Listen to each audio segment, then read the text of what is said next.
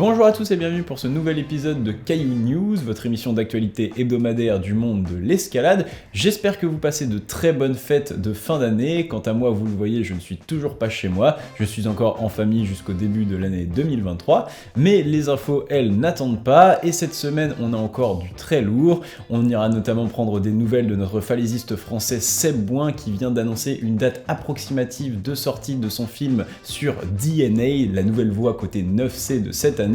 On ira aussi du côté de Arco en Italie où Stefano Ghisolfi a un nouvel acolyte pour tester la voie Excalibur. On est parti.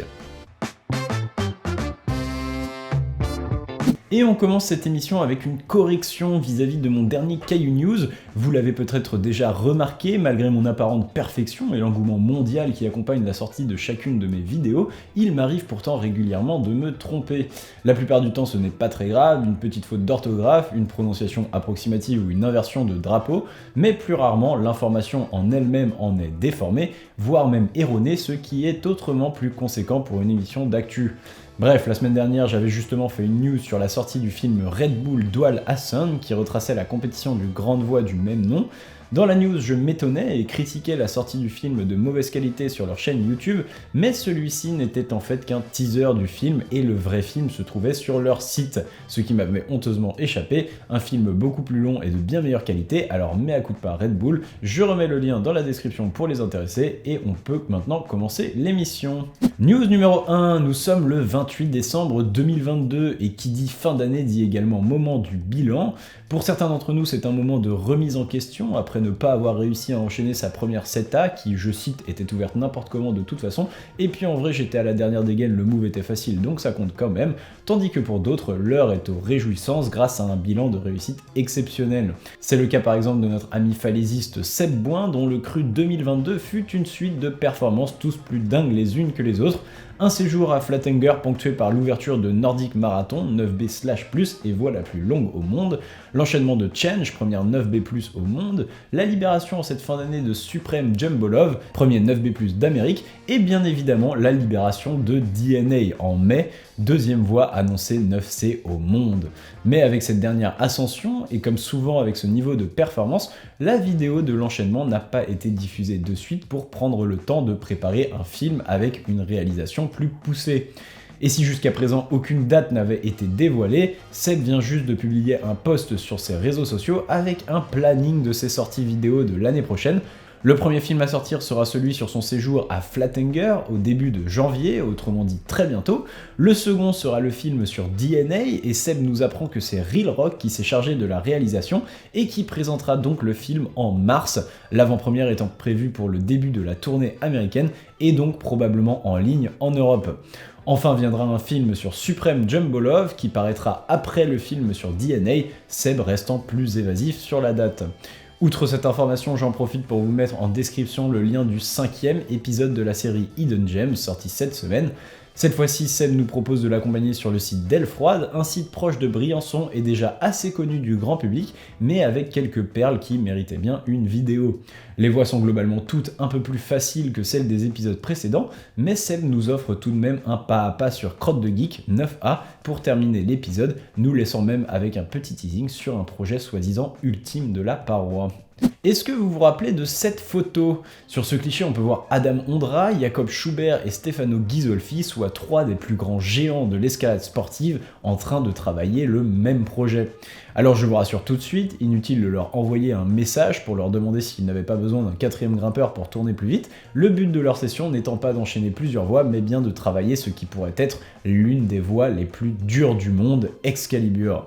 La photo date d'ailleurs du mois de mars, au cours duquel j'y avais déjà consacré une news, époque à laquelle Stefano avait invité ses deux compères à faire cause commune contre le rocher. Malgré de bons progrès, la voie était alors restée invaincue et les trois hommes avaient depuis eu le temps de vaquer à leurs diverses occupations, c'est-à-dire casser du caillou autour du monde. Mais en cette fin d'année, Stefano Ghisolfi, de retour dans son fief, a remis les mains dans le projet et semble toujours plus obnubilé par la voie, au point même de se faire offrir une boucle d'oreille en forme d'épée qu'il n'a pas le droit de retirer avant de l'avoir enchaînée. Je le dis et le répète, allez le suivre sur les réseaux, ce mec est drôle. Et à l'instar de ce début d'année, l'Italien en a même profité pour inviter un nouveau protagoniste à essayer la voie avec lui. car comme dit l'adage, essayer c'est bien, se faire dérouiller c'est mieux, et à plusieurs c'est moins douloureux. Bref, ce nouveau protagoniste vous le connaissez, il s'agit ni plus ni moins de l'écossais Will Bosey, dont on a parlé très récemment avec sa répétition du bloc Alphan 9A, car oui, en plus d'être l'un des nouveaux cracks du bloc mondial, Will n'est pas en reste sur la falaise, avec notamment la première ascension de King Capella sur le site de Surana l'année dernière, une voie qu'il avait annoncée 9B+, et qui reste toujours dans l'attente d'une répétition. En tout cas, durant toute cette semaine, l'Écossais était donc à Arco pour tester Excalibur avec l'Italien, et en 5 jours, l'Écossais aura fait de très gros progrès. Après avoir réussi à enchaîner la voie en 3 parties dès le premier jour, l'Écossais a annoncé avoir enchaîné un peu plus de la première moitié et lié 6 des 8 derniers mouvements. Sur les 2 derniers jours de son trip, il informe avoir encore fait de gros progrès juste avant de reprendre l'avion pour Édimbourg, mais avec la ferme intention de revenir très bientôt. En tout cas, entre Excalibur à Arco pour Stefano et Will et Project Big à Flatanger pour Adam Ondra et Jakob Schubert, les très gros projets vont bon train en cette fin d'année et on espère les voir tomber en 2023. Dans le reste des news, vous connaissez peut-être Jean-Marc Rochette, alpiniste, peintre et surtout célèbre écrivain de bande dessinée avec ses classiques Aile froide, Altitude 3954, Le transperce-neige ou encore Le loup. Eh bien, il vient d'annoncer la fin de sa carrière de dessinateur de BD suite à l'affaire Bastien Vives. Pour vous résumer ça très rapidement, ce dernier cité, dessinateur sans filtre, est accusé d'avoir fait l'apologie de la pédophilie et de l'inceste dans ses œuvres et a notamment subi l'annulation d'une exposition qui devait lui être dédiée par le festival d'Angoulême. Écœuré par cette censure, Jean-Marc a donc annoncé vouloir se tenir le plus éloigné possible d'un milieu où de telles idées, à savoir un manuel du politiquement responsable, peuvent germer. Bref, chacun se fera son avis sur cette affaire, mais en tout cas c'est un grand nom du paysage artistique de l'escalade nationale qui s'en va. Au revoir et merci pour tout, Jean-Marc. Rappelez-vous, il y a un mois, j'avais résumé les Masters internationaux d'Arcos Pantin. Et bien la marque vient de sortir un excellent reportage à propos de la compétition sur YouTube. On y voit notamment les coulisses de l'ouverture de la compétition avec une grosse difficulté pour régler le niveau des voies de demi-finale qui se déroulait sur un format après-travail inédit. Cerise sur le gâteau, la réalisation est signée par la chaîne Epic TV Relais Vertical qui nous propose comme toujours une qualité exceptionnelle, dans l'image comme dans l'ambiance, un moment vibrant à retrouver via le lien en description.